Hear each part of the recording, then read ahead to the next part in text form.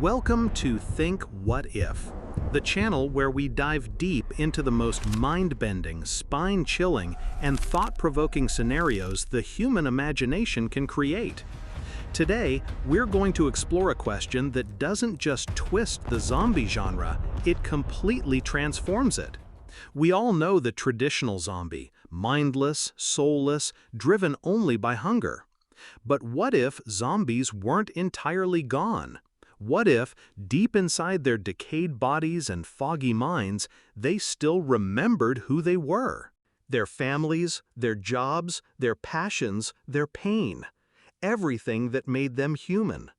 What if the undead weren't just monsters, but haunted versions of ourselves, trapped between life and death?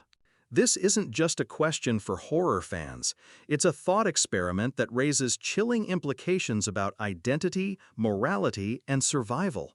Because if zombies could remember their old lives, the line between us and them becomes blurred. Are they enemies to destroy, or lost souls to pity?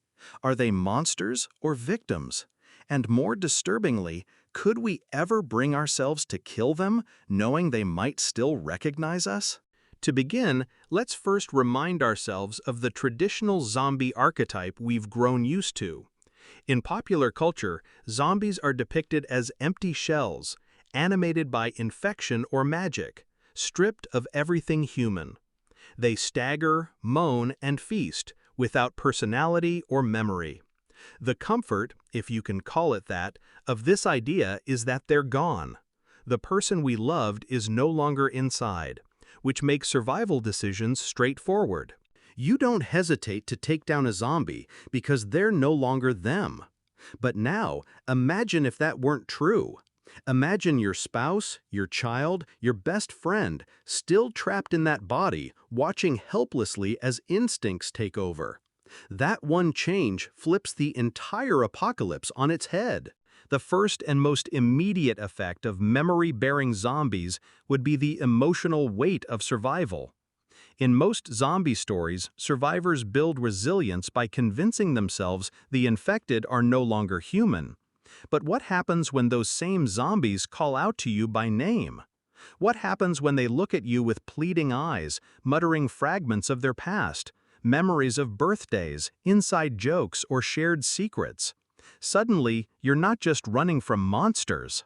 You're being hunted by your memories, your guilt, your love. Every confrontation becomes a moral crisis. Do you pull the trigger on someone who begs you to stop? Do you abandon a child zombie who still remembers their parents' faces? For many, the collapse wouldn't just be physical, it would be psychological. Let's dive deeper. If zombies retained their old memories, would they still be completely hostile? Or would memory clash with instinct, creating something in between? In one chilling possibility, zombies might be aware of their hunger but horrified by it. Imagine your neighbor recognizing you, greeting you in a broken, raspy voice, but still unable to resist attacking. This tug-of-war between memory and instinct would make zombies far more unpredictable. They wouldn't just mindlessly wander, they'd strategize, drawn by emotional attachments and familiarity.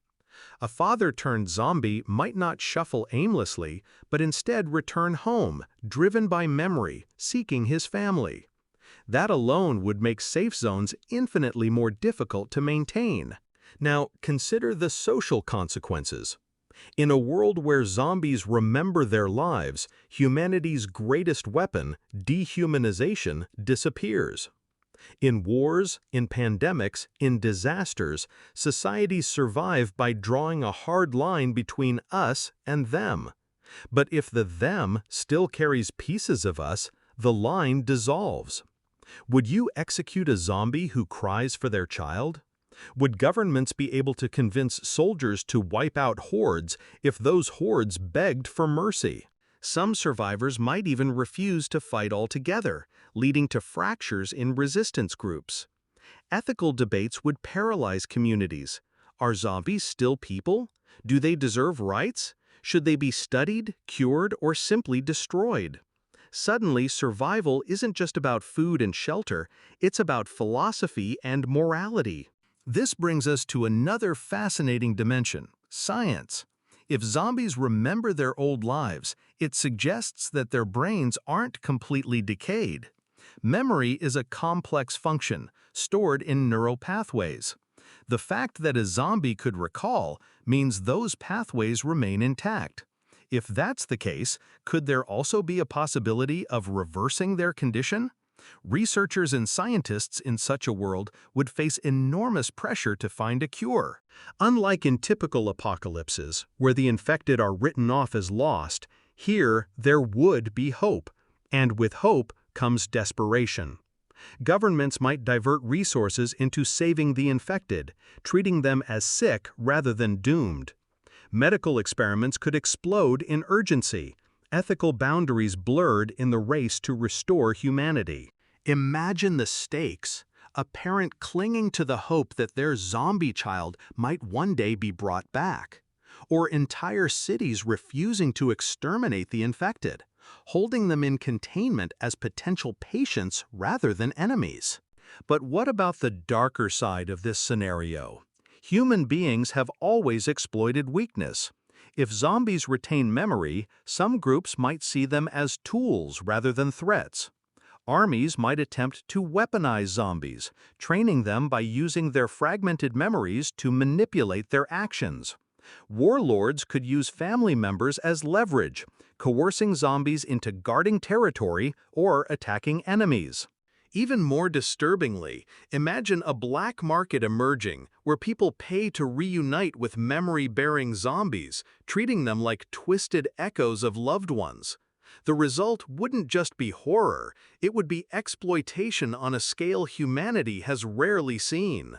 And what about religion and philosophy? The idea of zombies remembering their lives would ignite theological debates worldwide. Are they still human souls trapped in decaying flesh? Or are they mere imitations, echoes without essence? Some faiths might declare them damned, urging extermination. Others might view them as martyrs deserving compassion. Entire cults could rise around the belief that zombies are holy figures caught between life and death. Imagine a movement where people worship memory-bearing zombies as divine messengers, claiming they have glimpsed the afterlife. This would fracture societies further, splitting survivors not just by survival strategies, but by belief systems. But perhaps the most heartbreaking element is personal grief. Losing someone is devastating. But losing someone and still seeing them walking around, remembering who they are, changes mourning into torment. Families might refuse to leave their zombified loved ones, chaining them in basements, whispering old stories to them, clinging to the fragments of recognition. Communities might hold on to the infected like prisoners, unable to kill them, but equally unable to cure them. In this world, closure would be impossible. Death wouldn't be a clean cut, it would be an open wound, festering with false hope and constant pain. Now, let's flip the perspective. Imagine being a zombie. You remember your name, you remember your family, you remember who you were, but your body is no longer your own. Your instincts betray you. Your hunger overrides your will. You try to scream, "Don't come closer," but what comes out is a groan. You see fear in the eyes of the people you love, and you know they're about to kill you. The tragedy isn't just for the survivors, it's for the zombies themselves, trapped in a prison of rotting flesh, aware enough to suffer, powerless to stop it. This is a nightmare far crueler than the mindless hunger of traditional zombies. Let's also consider how memory-bearing zombies would alter apocalypse strategy. In a normal outbreak, survivors prioritize killing the infected quickly. But here, hesitation would be deadly. People would freeze, second-guess, bargain, and delay, giving zombies more opportunities to spread the infection. Entire survivor groups might collapse under indecision. On the flip side, some might attempt to use memory to control the infected, speaking to them, calming them, even distracting them long enough to escape. But this would only prolong danger, making encounters unpredictable and highly personal. In essence, memory wouldn't just change zombies, it would fundamentally change human behavior. Another critical question is, would zombies form communities of their own? If they remember each other, if they recall their bonds, could they organize? In traditional zombie lore, they swarm but don't strategize. But memory could allow them to cluster, to gather in familiar places, schools, workplaces, churches, homes. They wouldn't just be predators. They'd be mourners, wanderers, shadows of civilization. Imagine cities filled with zombies who gather in parks where they once played, who walk the hallways of offices, who sing broken songs from their past. This eerie echo of society would make the world after infection not just dangerous, but profoundly uncanny. Humanity wouldn't just face extinction, it would face reflection, surrounded by broken mirrors of itself. The economy of survival would also change. In most apocalypses, survivors trade in food, weapons, medicine. But here, memory-bearing zombies would create a new currency: information. If a zombie still remembers where resources are hidden, like supply caches, safe houses, or military depots, people might risk communicating with them. Entire survivor groups might capture zombies, interrogating them for locations, using their fragmented memories like maps. Some zombies might even willingly share, wanting to help despite their condition. In this sense, they wouldn't just be monsters or victims, they'd become reluctant allies, straddling the line between predator and informant. The broader picture reveals something unsettling. Memory-bearing zombies are not just an apocalypse, they're a mirror. They force us to confront the fragility of identity, the cruelty of survival, and the blurred line between humanity and monstrosity. They ask us uncomfortable questions. Are we defined by our memories or by our actions? If someone remembers love but acts with violence, are they still the person we knew? And perhaps most hauntingly, if the roles were reversed, if you became a zombie but remembered everything, what would you hope your loved ones would do? Save you, pity you, or end your suffering? By now, you can see that a world of memory-bearing zombies wouldn't simply be scarier, it would be more tragic, more complicated, and more human than anything Hollywood has ever shown us. Instead of a battle of humans versus monsters, it becomes a struggle of conscience, morality, and impossible choices. It becomes less about survival and more about what it means to be human at all. And that's what makes this what if so powerful, because at its core, it isn't really about zombies. It's about us, about how we treat those who are broken, those who are sick, those who are different. It's about how much of our humanity we're willing to sacrifice in the name of survival.